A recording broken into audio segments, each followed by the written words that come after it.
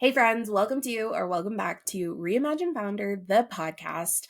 I'm your host and nonprofit coach, Breanna LaShell, and today we are diving into a topic that feels really important for me.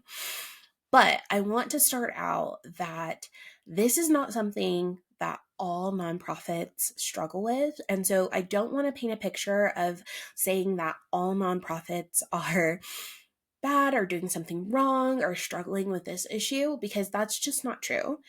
I do want to offer this as an opportunity for founders and nonprofit leaders to really sit back and reflect and think about how they might be playing a part in this issue and how they can get better, and also what ways they are doing really well to combat this issue and how they can further doing those things in their organization. So today we're going to be talking more about the savior perspective in the nonprofit space.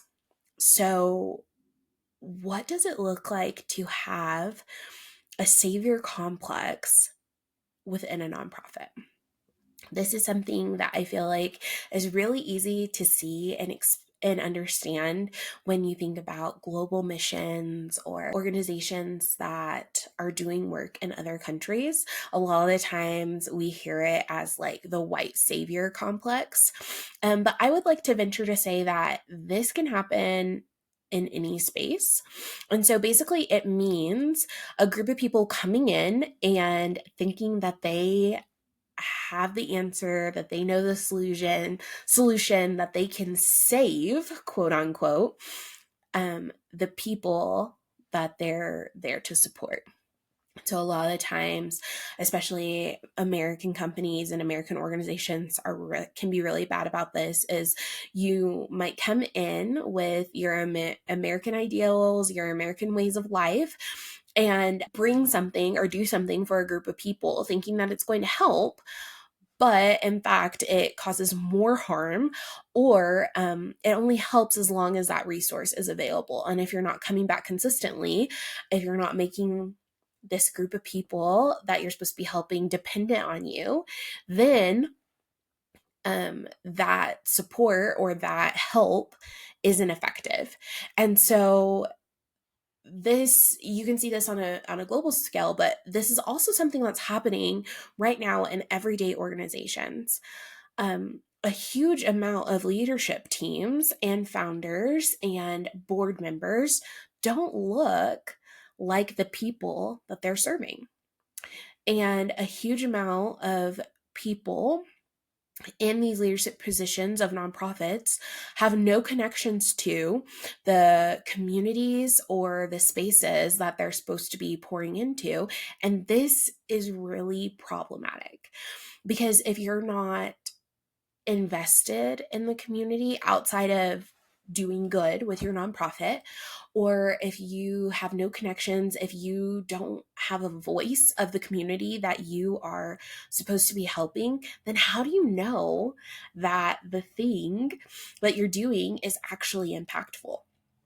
And this can be done out of a place of love. Like, you can love the people that you're supposed to be serving, but if you don't give them the opportunity to speak into the work that you're doing and a seat at the table when you're making decisions about how you're serving them, then you're really missing an opportunity to become connected to the people that you're serving. And without that connection, you can't build trust. You can't make sure that the work that you're doing actually matters. Because if you're solving a problem that the people that you are supposed to be serving don't think is a problem, then it's a miss. It's trying to put a square peg in a round hole. It's not going to work. And every time we do this, we risk the trust and we risk the credibility that we're supposed to be building with the people that we're supposed to be partnering with. And so some of the issues that comes up, even outside of what I've already mentioned, when you start thinking about a savior complex, some of the big issues that start to pop up is it really puts all the pressure on you and your team, right? Because if you really have this idea that without you, these this group of people will not be served, will not grow, will not have what they need, then you take on all the responsibility of solving this problem, whether it's a real problem or it's a problem that you think they have, or whatever the case may be. It puts all the pressure on you and your team. And when you do that as a founder, one person can only hold so much power or so much pressure before they start to break. And your team can only hold so much pressure until they break. And so when you're pushing and pushing and pushing and doing all this work for a group of people because you think you have to save them, whether that is consciously or subconsciously, if there's a part of you who truly believes that without you, these people are not going to make it, without this nonprofit, these people are just going to crumble, then you set all of that weight on you. And that is not fair to you or your team that you're leading. And so we as founders and we as nonprofit leadership has to be so conscious about the role that we're taking in our organizations, right? What role is our organization set to play to help fix systemic or communal problems?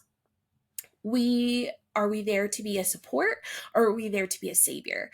And the most effective organizations, I would argue to say, are there to be in partnership with communities to help communities solve their problems, not to be the sole provider and the sole person set to take on a tremendous feat that has to be done with the community we're serving. Because if there isn't change at the root, then nothing will grow, nothing will change. We have to partner with the people who are actually in it, who are actually living it, to make the changes for real change to happen. And that is a perspective that we as Americans, as leaders, have to start making this correction of, I am not the savior of this group of people, of this cause. I am a partner to help them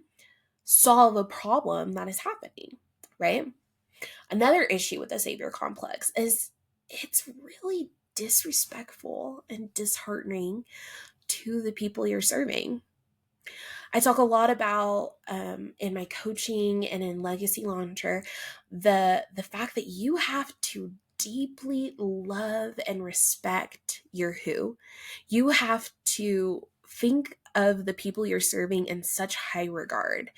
And when we come in, even unintentionally, with this idea that you are a savior, that you are above them, even if you don't say it that way, but if your actions speak that you think that you are the savior, that you are so far above the people that you are serving, that is not deeply loving and honoring your people. That is disrespectful. And it can be so cruel to the people who you say you love because they need help. Like, let's be honest. If you have created a nonprofit, if you're thinking about creating a nonprofit, if you are in any type of leadership of a nonprofit, we know that there is brokenness in the world that needs to be fixed. We know that there is brokenness that is impacting people right now. And we know this because we can see it, because sometimes we experience it, right? So we know there is no lack of brokenness in the world. But when we come into the picture and place ourselves above the people that we are serving, it's very unlikely that they're not going to take the help because they know that they need it. Sometimes nonprofits are the only options that people have. Let's think about food banks, right? Sometimes food banks are the only opportunity that people will have to eat or feed their families. And so they're people who are in desperate places, or people who are in real need, they fall into that saying that beggars can't be choosers. And that within itself, when you think about it in terms of this, feels so disrespectful, right? Because people have the right to be honored and respected and to feel like a person to other people, even people in quote unquote better situations than they are.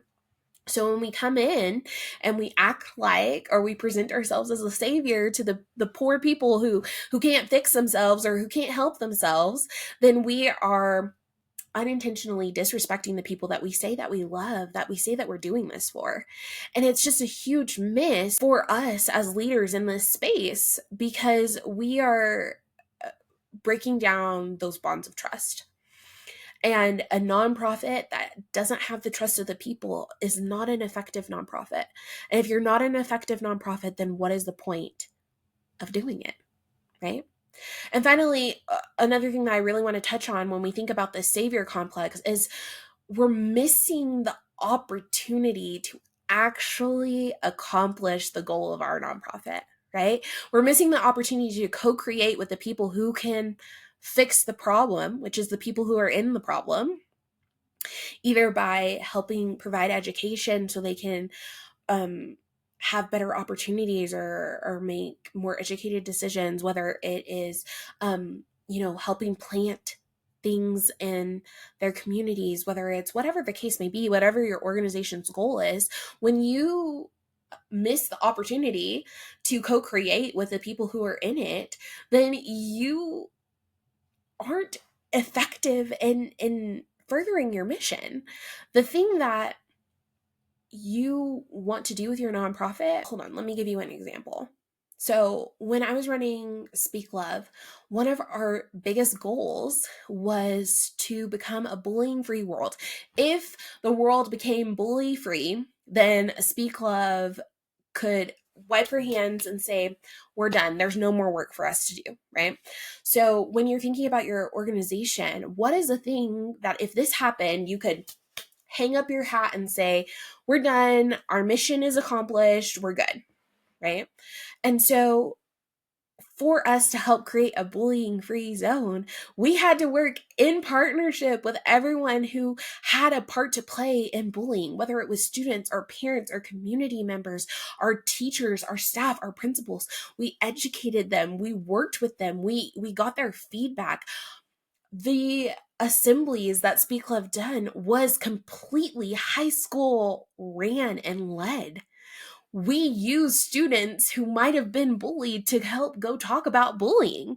That was a huge part that I played in those beginning years as a founder, because our mission was focused on the fact that I had been bullied and I wanted to go and speak to other students who were being bullied. And so I shared my story.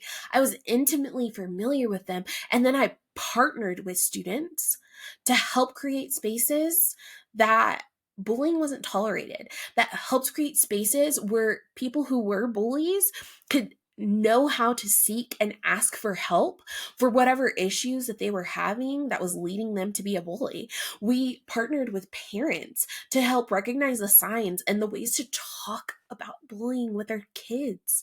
We talked to teachers about the language that they were using and the fact that some kids didn't feel comfortable talking to them because what felt like a small thing to teachers was, or to adults in general, was a really big thing to kids. And so how do we address our students to make sure that they know that they are known and seen and loved and that you hear them and that you respect their experience? We did so many things to help partner with our communities and partner with people at every level to make sure that we helped address bullying at the root. We didn't just come in, do a presentation, and then leave.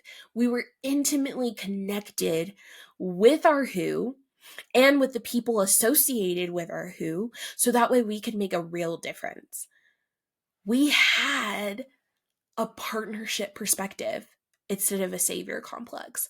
And I think that served my organization so well. And so with that, let's talk about the perks of being in partnership with the people that you're serving instead of feeling like you have to save them. When you partnership with them, you get to learn from the people that you're serving, and it makes your organization better. one of the best things, like our Speak Love started as a high school student ran organization because I was 16 when I helped start it, right? So obviously I brought other teenagers in to help me run it because I was like, a lot of the adults don't get me. They don't get what's happening with our generation and with our peers. They don't know what it's like to be bullied today versus what it was like to be bullied when they were in school. Because let's just be honest, technology has changed the game, and so many parents have never grown up and gone to school in a world where we are constantly connected via our phone, that cyberbullying is a thing. And so we had students help run our organization because we knew what the problem was, because we were connected with those people. Either we were them a few years ago, or we had siblings who were actively in elementary school and middle school right now that we were talking to, that we could understand the issues that were happening. And so we could learn from each other, and that learning from each other helped better our organization. It helped us make decisions that made sense and that were impactful. And it made it so easy for me as I got older and I went to college, and I graduated from college, and I'm still running this organization, to still keep leadership, at least parts of our team's leadership, at a high school level, because they were boots on the ground. They could tell me what their people needed in a way that me, as a now 23-year-old, 24-year-old, 25, 26-year-old, didn't have that intimate connection with them in the same way anymore. And so when we partner with our people, we get better and we can make decisions and spark initiatives that actually help, that actually make a difference.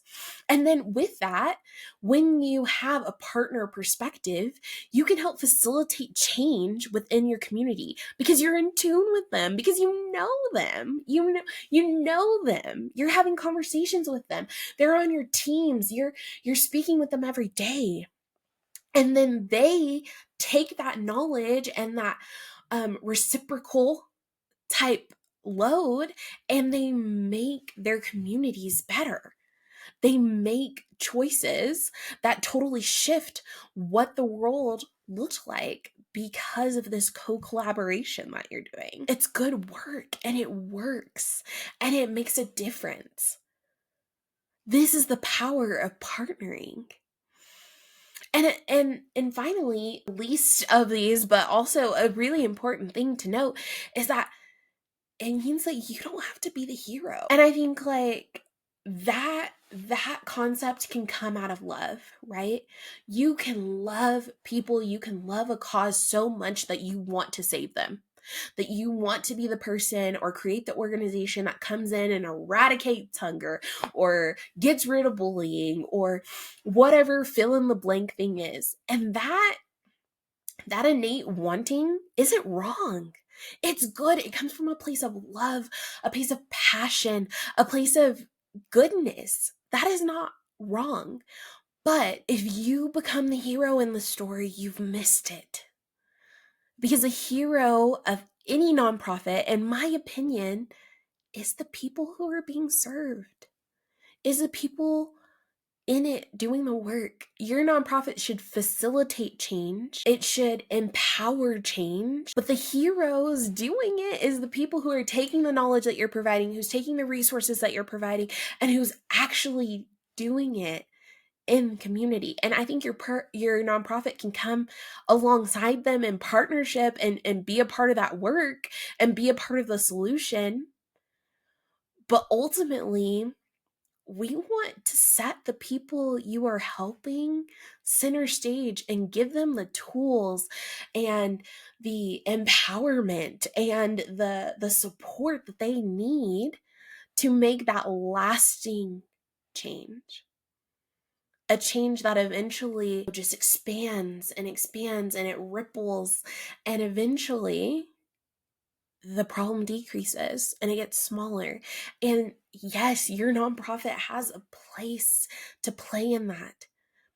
but it can't be the savior. It has to be the partner. And we, as founders and as leaders, have to check our heart and our posture every single day to make sure that we're leading from a space of partnership, that we don't slip up and forget that we are not the hero of the story that we are helping write. We are the partner. And that is a beautiful thing, because when we are the partner and we're not the hero, we don't have to perform. We don't have to have all the answers. We just get to be a vessel, a vehicle to help create systemic, lasting community change. And that's supposed to be our goal anyways. It's a beautiful space for us to be. But I feel like a lot of us are missing it. A lot of us has gotten sucked into this idea that we have to save everyone, that we have to be the thing that does it. And if we're not there, then whatever. And we miss the beauty and the joy and the fulfillment that we as founders, we as leaders, and our teams could have by taking a step back and being the partner. And so I really love to encourage you to really sit with this today. This is a topic that we dive into even more in my course and in one-on-one coaching.